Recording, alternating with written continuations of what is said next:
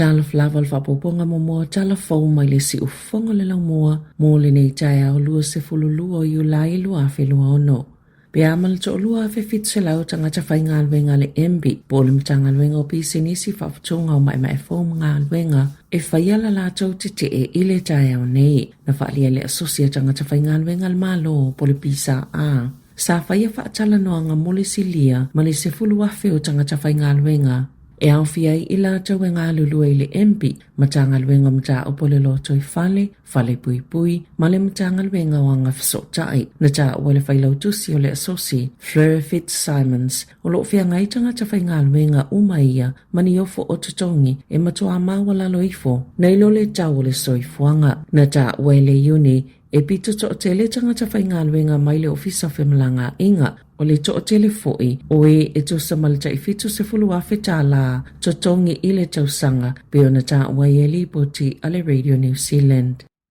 O le pōna whai se whaatasinga le fionga le palemia o Samoa la aulia le mali e toa le watea Fosi Schmidt. O le kone sula a fe mata palu salue le fionga le minista Fata Ryan Schuster ma le pa ia la o Samoa e au mau I Wellingtone. I le fale tali malo o le Intercontinental I Wellingtone lava. Sa tala le avanoi le mamalu o e na o fie whaasoa ma whai fesilianga I le palemia. Na fesilingia nisi o le tunu o le fionga le palemia I mata uputau le vai tama mai o whanau mai Samoa o mata upu le whaatitele o whala au whaasaina. Whaapea le whainga tau le whainga o visa e malanga mai e tangata mai Samoa na sauno le palemia o vaenga I o lo ave ia I le whaamomua le malo. O tūlanga fo I whala au whaasaina o lo una ia le pulenga anu o ma le sau whainga matai nu o mafia o anga ina ia tutu malosi I le vaenga ma le whainga o tūla fono I nu e fisosoni ai I le tau tau fiu finga o le whaonganga o whala au whaasaina sa tau walunga le whaamoimoi whaaloalonga mo le au malanga.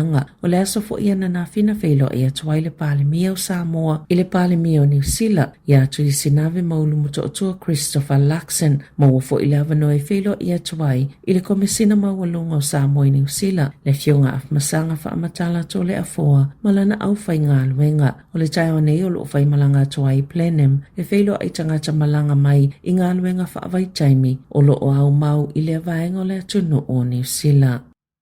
Na saunola minista o tupe New Zealand Nicola Willis ua mafuana si itiele tau o le soifuanga I New Zealand o na ole presidente o le United States Donald Trump I whaamaumonga na whaalaulo ina I le asona nafia le Stats New Zealand po le ofisa o whainumero whaamaumawina New Zealand na whaali ai e whaatasi ma le tasi pasene na si itia I ai le tau o le soifuanga o se whainumero pito silo na mawalunga I tutono o le lua tausanga pesi le atufoi a o si itia I tau o suau o ma penisini ona ole tawa ale United States ma Iran. Watangia mai ia whainumera le mawalunga o tau sua u le lalangi mai le mawhai le malo na po le ina. Na Sano Willis ua whaailoa mai ai o le si itanga a Trump. Ua mawhai le taunga tau le penisini whaapea ma le tiso. Ana whaapea le mawalunga tau sua u ma penisini. Se manu e lua tes ma le iwa pasene le tau le soifuanga o se whainumera sa fuafuaina lava I la lato whainga malo.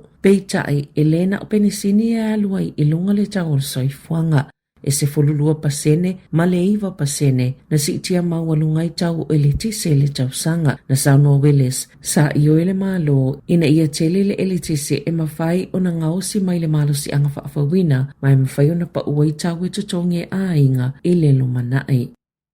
Ua langlango ina I pule nu olo wa hat se fola sanga I tu whaatsia I pule ngā nu uiwa I le itu malo Wellingtone I se pule ngā nu utele e tasi po o se Super City e tasi. O lo ilo I pule nu o se fuafuanga whaataatia le au kone sale o le Martin Jenkins e mawhai o nao fiele tu whaatasinga o le a ai o Wellingtone, Porirua, o Kapiti, o pule ngā nu o le Hutt Valley, ma pule ngā nu e tolu mai Wairarapa, whaape ma le whaamalu malunga o pule ngā nu o a le ito malo Wellingtone, I ono au fia ma le pule ngā nu o le ito malo o horo whenua. A whai e whaatuina le fono tu whaatasia Wairarapa o I Wellingtone, o le ata ita ia e se pule nu whaitu langi, ma o le anga lulu e whaatase whai pule o lea fono, ma ta ita I fono o fono anu e whai e whai unga mo le itu malo a toa, o fono anu po Community Councils, ele iai mua o le mawhaiona wa aia mawhaafoina au nanga e peo vai ta ele, fale tusi, ma le tuftufanga of sosani tau tupe po krans mo nuu.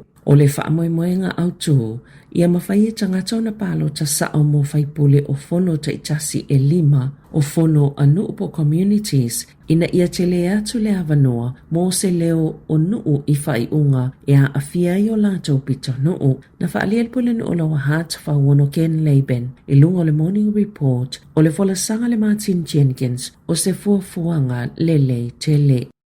E silia ma se fulu afe tā la. Le tau o loa se whai pisinesi o whale whaatau atuai wila vilivai Wellingtone na mawhaio na toi maua ina ua ia whaangaina masini o le GBS o loo I totono o wila. O le tai au le asuto nai na oso whaiaia se ngā hoi le whale o lo le switched on bikes. Ma ave se e-scooter whaapea ma se e-bike e whaangai tangata vili wila I lunga o maunga. Na tā ua Ryan O'Connell le e ana le whale o loa. Na te ilunga ina ua e le whaailo po o le alarm, ma ia siaki ina ilunga o lana telefoni, ma sini pu e ata po camera si tutono lona whale o loa, ma ia iloa I se tangata, o ngā oi se e-scooter, ma ave I se taamali, na vave o na ia wala au I leo ma na vave fo I na taliane leo, ma ta o fo I ai, e ai GPS trackers o loo whaapipi I le scooter, na whaingo fiona mulimuli ai leo I le taamali, ma o le lua se fulumi no te mulimuli ane, na maua Vivian Street. Peitai, ele I tū le taawale na ua tāo fie leo.